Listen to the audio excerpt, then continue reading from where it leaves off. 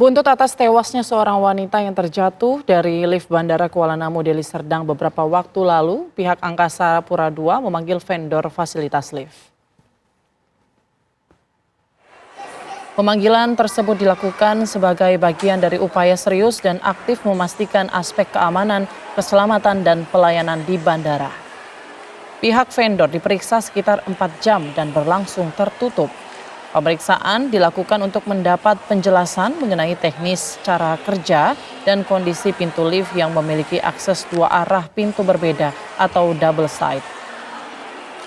Akibat dari tewasnya seorang wanita yang terjatuh dari lift, 5 personil Bandara Kuala Namu diberhentikan atau nonaktif, yaitu 2 pejabat senior manajer pada bidang fungsi operasi dan teknik, serta 3 personil operation security CCTV bandara. Mungkin nanti akan berikan jawaban setelah ada suatu penyelidikan lebih pasti lagi, Pak. Sebenarnya saya belum bisa memberikan jawaban apapun, Pak, karena kita masih dalam proses diskusi. Mungkin nanti lebih detailnya mungkin dalam beberapa hari ke depan aja sih. Maksudnya tadi ditanya apa aja sih, Pak? Saya udah bicara sama pihak kepolisian, jadi nanti coba langsung ke pihak kepolisian aja sih. Tadi agenda pemanggilannya seperti apa, Pak? Ya, pertanyaan diskusi yang masalah apalah, umum aja. Setelah memeriksa Kepala Kantor Otoritas Bandara, Ombudsman Republik Indonesia Perwakilan Sumatera Utara melanjutkan pemeriksaan terhadap PT Angkasa Pura Aviasi selaku pemegang lisensi Badan Usaha Bandar Udara di Bandara Kuala Namu. Ombudsman menyebut ada dugaan maladministrasi pelayanan dalam kasus tewasnya Aisyah Sinta Dewi Hasibuan.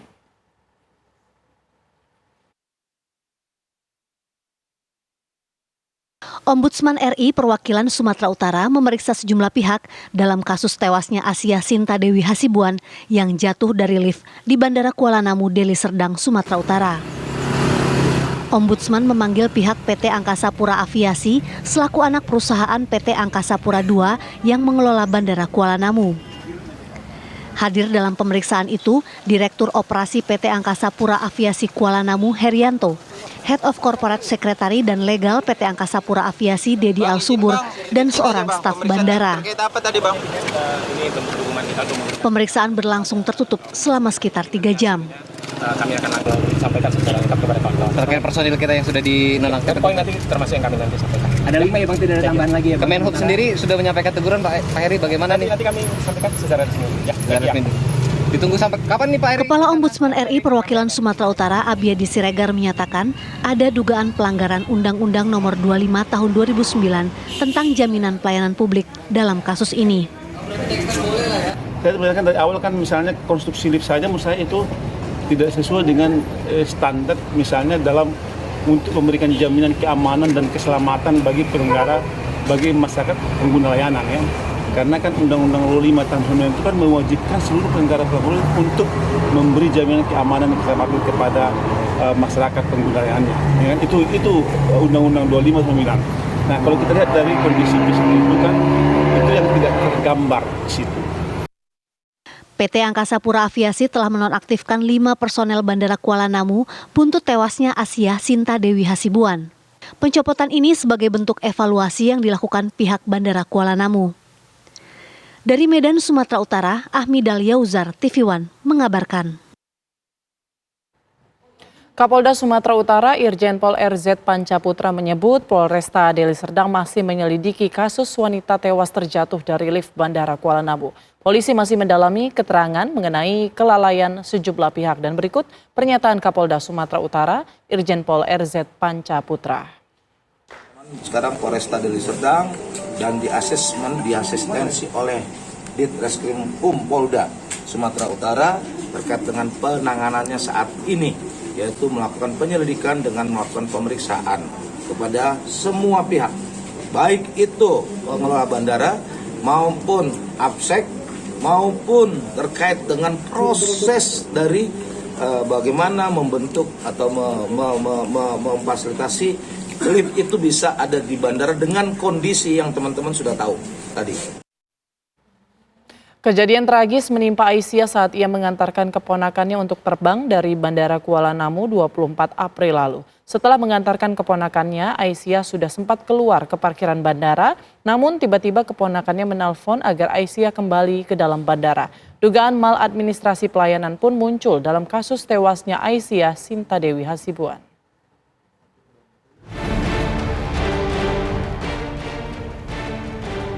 Ombudsman memanggil PT Angkasa Pura Aviasi selaku anak perusahaan PT Angkasa Pura II yang mengelola Bandara Kuala Namu. Pemeriksaan berlangsung tertutup selama sekitar 3 jam. Ombudsman RI Perwakilan Sumatera Utara melihat ada dugaan pelanggaran Undang-Undang Nomor 25 Tahun 2009 tentang jaminan pelayanan publik dalam kasus ini.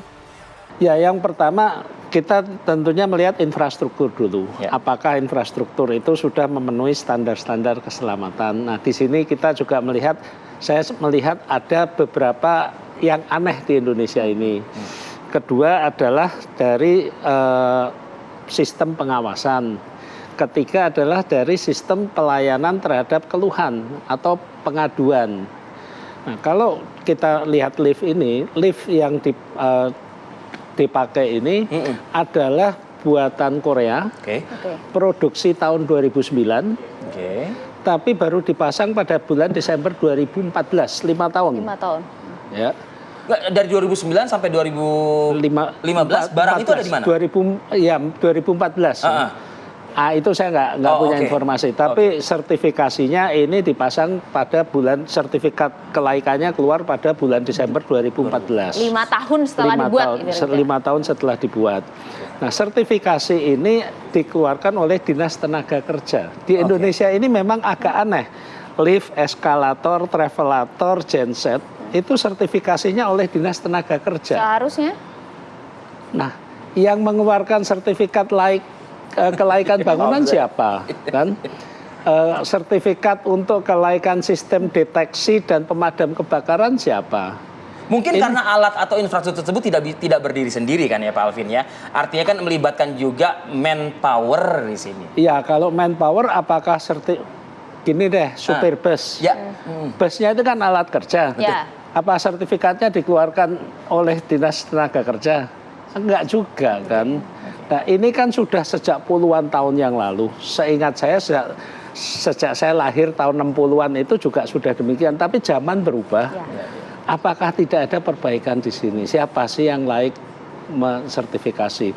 Kemudian lift ini juga setiap tahun harus diuji keselamatannya, kelaikannya, sertifikasinya bagaimana. Kita lihat apakah uji berkala gitu ya? Uji berkalanya, uji tahunannya ini terakhir dilakukan kapan, siapa yang melakukan? Harus dibuka ya? Agak mustahil membuka paksa. Ya, pertama korban bukan kidal, pakai telepon.